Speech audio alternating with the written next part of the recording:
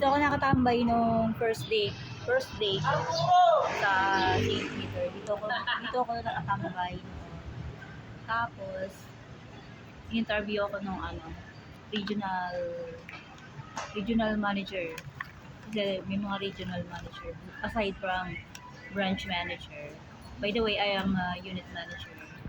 Tapos may mga clients ako nakuha dito.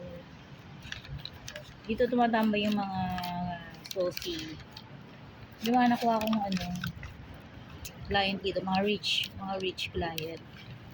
So, ayun. Nakakuha ko dito mga ilan. 1, 2, 3, 4, 5, 6. Call center agent, saka mga cashier, manager, saka yung owner ng mga business.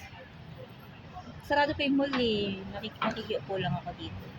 Hindi man ako order. Sarado pa rin sila eh. Hindi ko pa rin pwede umorder. So, wala kasing tambayan talaga dito. Napaka-refreshing yung area. Ang ganda na. Doon ako bibili ng lupa. Doon sa area na yun. May pinsan din ako doon sa area na yun. Doon sa area na yun. House and lot yung kuya. Doon ko din gusto bumili sa area na yun. Sa likod ng condominium.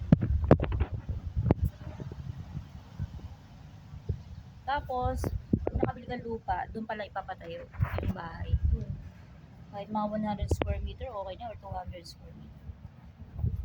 Pero yun, parang semi-subdivision lang. Village subdivision. Bago ah. Di bago.